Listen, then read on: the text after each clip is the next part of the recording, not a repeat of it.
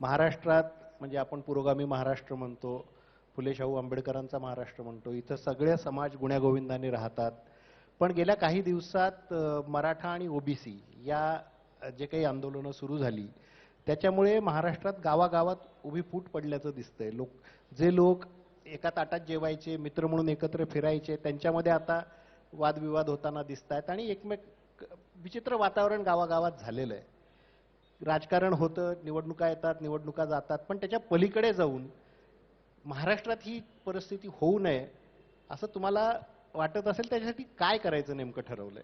नाही, खरं म्हणजे तुम्ही जे म्हणालात ना, माझं देखील मत एवढंच आहे की जी काही आंदोलन मराठा समाजाचं चाललं किंवा त्याला काउंटर आंदोलन ओबीसीचं चाललं, याचा पॉलिटिकल फॉलोआउट काही नाही. मी तुम्हाला अगदी स्पष्टपणे सांगतो की देशभरामध्ये अशा प्रकारच्या आंदोलनामुळे निवडणुकीवर त्याचा परिणाम झालाय असं कधीच मला पाहायला मिळालं नाही. अगदी मंडल आयोगापासून तर कालपर्यंत आपण कुठल्याही राज्याची निवडणूक बघा, त्या राज्याच्या निवडणुकीत आरक्षण दिलं नाही दिलं, दिलं म्हणून काही कोणी खूप मोठ्या प्रमाणात निवडून आलं नाही, नाही दिलं म्हणून कोणी खूप मोठ्या प्रमाणात पडलं असंही नाही. त्यामुळे याच्याकडे पॉलिटिकल अँगलने मला बघायचं नाही. पण एवढं निश्चित आहे की कुठेतरी महाराष्ट्राचं सोशल फॅब्रिक जे आहे हे याच्यामुळे डिस्टर्ब होतं, ही मात्र परिस्थिती आपल्याला पाहायला मिळते आहे. म्हणजे गावोगावी अशी फूट पडणं बघा, वर्षानुवर्ष मराठा समाज असेल, ओबीसी समाज असेल, गावामध्ये एकत्रित नांदले आहेत. कारण शेवटी सगळे आपण जर बघितलं तर या महाराष्ट्राच्या निर्मितीमध्ये छत्रपती शिवरायांचे जे मावळे आहेत ते मावळे सगळे 18 पगड जातीचे लोक. बरोबर आहे, बरोबर. त्याच्यामुळे हे सगळे मावळे एकत्रित त्या ठिकाणी वावरलेले. पण आज कुठेतरी प्रत्येकाला एकमेकाची जात माहिती करून घ्यायची आहे किंवा एकमेकाकडे जातीच्या चष्म्यातनं पाहायचं आहे, ही महाराष्ट्राकरता दुर्दैवाची अवस्था आहे.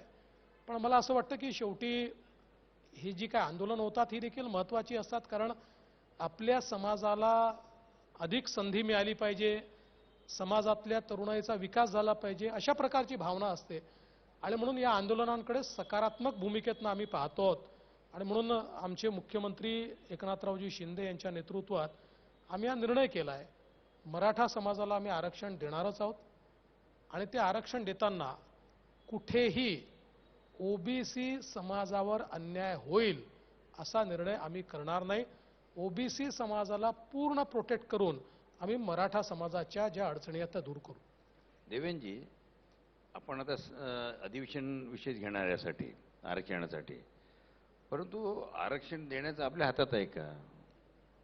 नाही, 100% आरक्षण हे जे आहे आता त्याचा काही त्या संदर्भात मागच्या काळामध्ये असा वाद उभा झाला होता की हे केंद्राच्या हाती आहे की राज्याच्या हाती आहे. आणि सुप्रीम कोर्टाने त्याच्यामध्ये एक भूमिका पण घेतली होती की एक्सप्रेसली असं म्हटलेलं नाही की हे राज्याच्या हाती आहे, आणि म्हणून त्यांनी म्हटलं होतं की हे केंद्राच्या हाती आहे. पण त्यानंतर केंद्र सरकारने अमेंडमेंट केली आणि राज्याचे अधिकार राज्यांना दिले आहेत, त्यामुळे आता हे 100% राज्याच्या हाती आहे. मग आता सुप्रीम कोर्टामध्ये जो चाललेला आहे ते आपल्या अडवा येणार नाही का?